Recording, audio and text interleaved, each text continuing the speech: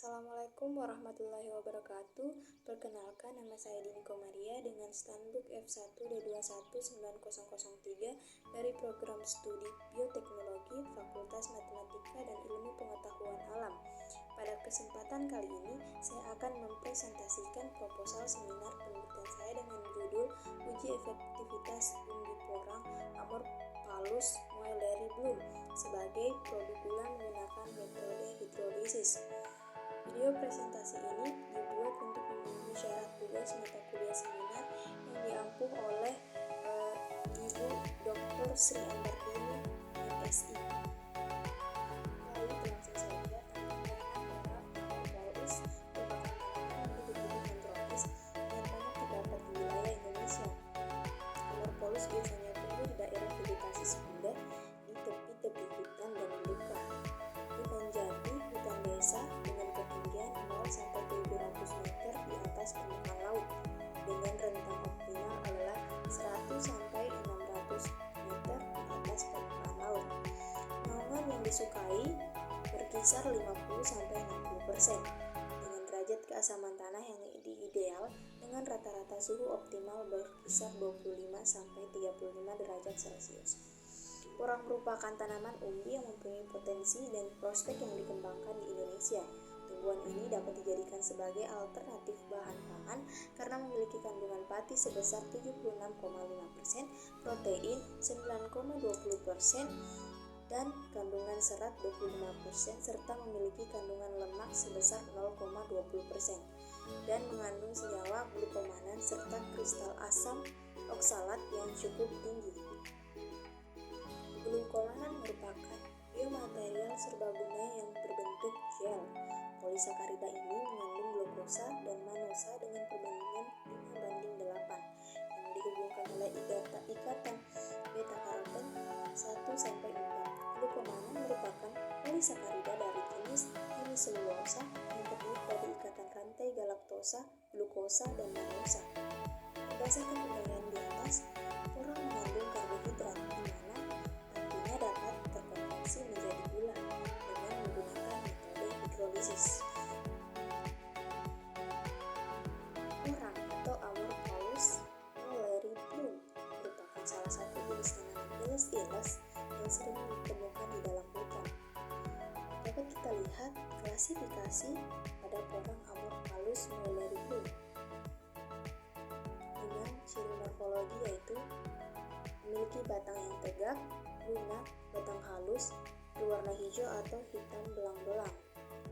Daun berbentuk soliter dengan tangkai daun silindris, memanjang licin berwarna hijau sampai hijau abu-abu dengan banyak bintik-bintik berwarna hijau pucat. Rumusan masalah pada penelitian ini adalah bagaimana mengetahui metode hidrolisis umbi porang menjadi suatu produk gula cair. Dan yang kedua, bagaimana mengetahui keefektifan umbi porang sebagai produk gula. Kemudian ada tujuan penelitian.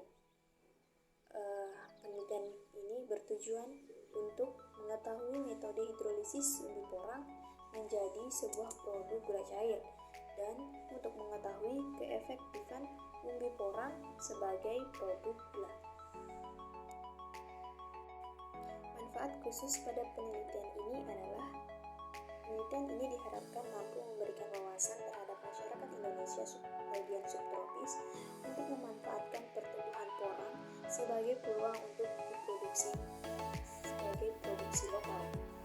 Dan yang kedua, pada penelitian ini diharapkan dapat memberikan teori serta wawasan tentang salah satu produk bioteknologi pengelolaan porang menjadi suatu produk yang berkualitas tinggi dengan menggunakan teknik yang mudah. Tahap pembuatan ekstrak pati umbi porang sebelumnya diangin-anginkan terlebih dahulu untuk menghilangkan getahnya, kemudian dicuci lalu direndam kurang lebih 3 hari menggunakan larutan NaCl. Tujuan penggunaan larutan NaCl ini untuk menghilangkan kadar kalsium oksalat yang terdapat pada porang yang mampu memberikan rasa gatal-gatal apabila terkena. Umbi porang selanjutnya diblender dan ditambahkan air dengan perbandingan 1:1 Kemudian bubur pati disaring dan diendapkan. Pati merupakan polisakarida simpanan dari makanan yang berasal dari tumbuhan. Pati berwujud putih seperti tepung. Karbohidrat terbentuk dari polisakarida berupa polimer anhidromonosakarida. Penyusun utama pati adalah amilosa dan amilopektin. Likuifikasi. Proses likuifikasi merupakan proses perubahan pati dari kental menjadi encer. Campuran pati dan air disuspensi, kemudian dipanaskan hingga mendidih, sehingga akan berubah bentuk menjadi kental yang disebut tergelatinisasi. pH yang digunakan berkisar antara 6,2 sampai 6,4 dengan penambahan kapur sebanyak 1 sendok. Proses ini dapat dihentikan apabila larutan sudah betul-betul cair dan berwarna coklat bening. Sakarifikasi merupakan proses perubahan dekstrin menjadi gula. Pati telah terpecah menjadi dekstrin, selanjutnya didinginkan dari 105 derajat Celcius menjadi 60 derajat Celcius. Larutan pati selanjutnya dimasukkan ke dalam wadah sakarifikasi dengan penambahan enzim amiloglukosidase. Enzim ini berfungsi untuk memecah rantai dekstrin menjadi glukosa. Proses ini membutuhkan waktu maksimal 76 jam. Proses sakarifikasi selesai apabila telah tercapai nilai kekentalan 30 sampai 35 Brix. Nilai tersebut dapat diukur dengan meneteskan cairan gula pada alat baumeter. Semakin rendah kandungan glukosa, maka semakin tinggi kandungan dekstrin dan maltosanya. Hidrolisis pati merupakan reaksi antara pati dengan air yang menyebabkan terjadinya pemecahan molekul pati sehingga dihasilkan gula reduksi yang berupa glukosa. Metode hidrolisis yang digunakan yaitu hidrolisis enzimatik. Tahapan hidrolisis pati hingga menjadi etanol secara garis besar sebagai berikut. Kemudian, proses pemucatan bertujuan untuk menghilangkan kotoran-kotoran dan warna yang tidak dikehendaki atau untuk menjernihkan. Pemucatan dilakukan dengan mencampurkan cairan glukosa dengan arang aktif. Arang aktif memiliki kemampuan adhesi atau penyerapan sangat kuat sehingga dapat mengikat, mengumpulkan, dan mengendapkan komponen anorganik atau organik untuk membebaskan sirup dari kotoran yang tak diinginkan.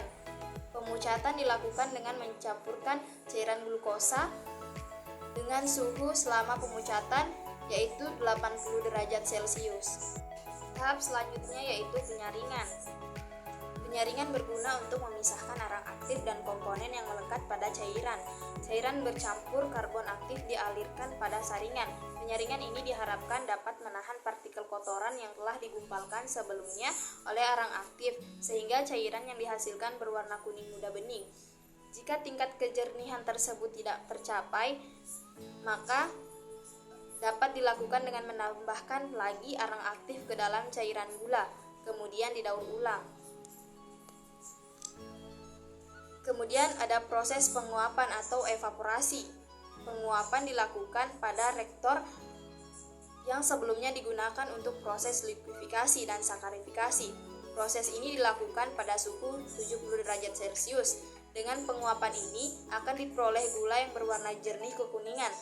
Penguapan bertujuan untuk melekatkan glukosa dari 30 sampai 35 Brix sampai 43 hingga 80 Brix. Tahapan yang terakhir yaitu penyimpanan. Suhu yang digunakan untuk menyimpan glukosa agar tahan yaitu 35 derajat Celcius, di mana suhu tersebut kristalisasi dekstrosa yang terkandung di dalamnya dapat dicegah.